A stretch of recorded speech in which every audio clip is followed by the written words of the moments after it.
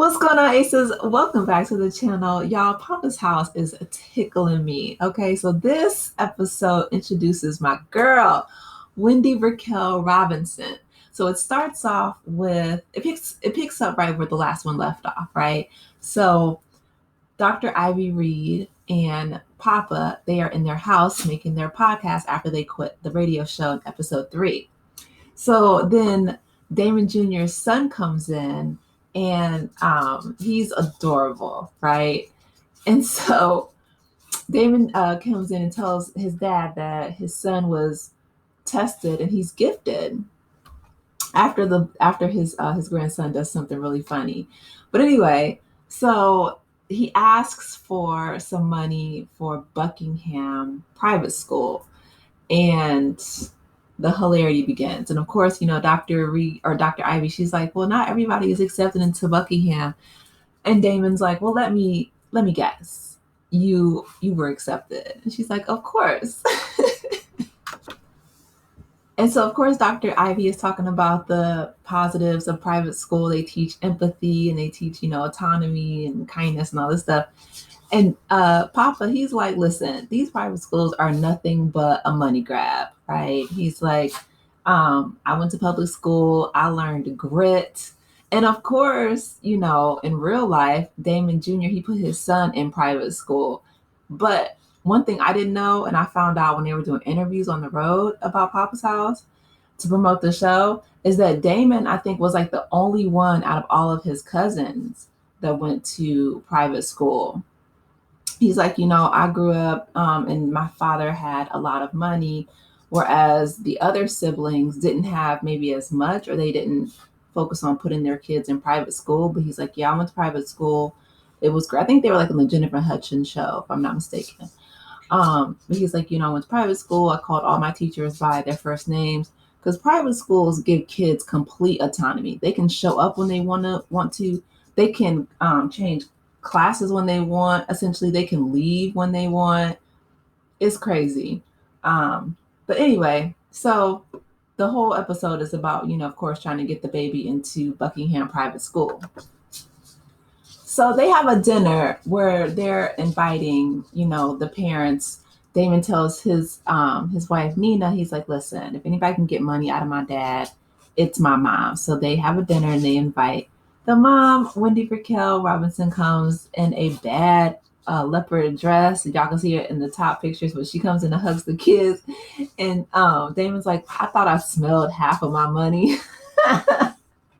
So we learned in the first episode that he gave her, I think, like $3 million in their divorce settlement.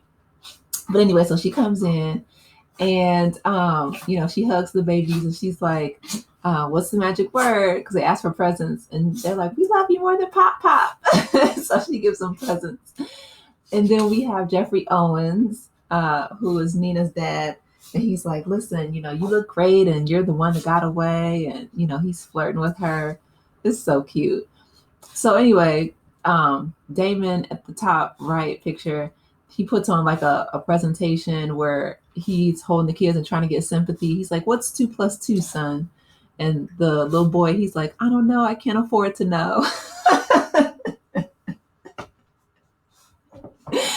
And so Damon agrees to, I keep calling him Damon, but his name is Papa on the show. Papa agrees to go with the rest of the family to visit Buckingham. So at the bottom, they're at Buckingham, and then Dr. Ivy Reed shows up because, of course, they asked for reference letters. So she shows up in her old, pom-poms and her old jacket, and she does a split and can barely get up.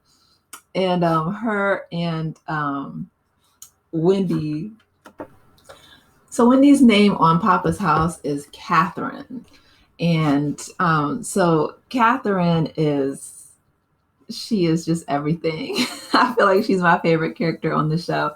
So when they go to Buckingham, her and Dr. Ivy are just, kind of having banter back and forth, talking about each other's ages and, just women being women.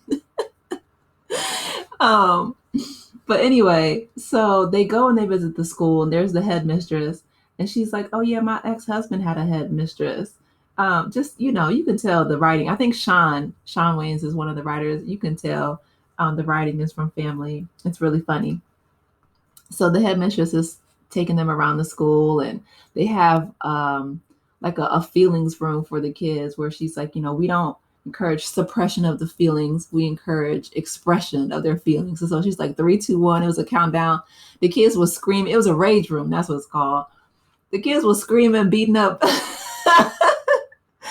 beating up dummies, and they have all kind of like boxing heavy bags in there for the kids to get their feelings out.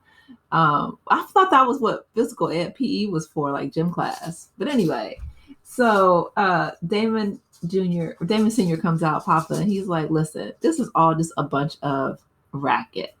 And, um, the headmistress, she's like in her feelings. She feels like,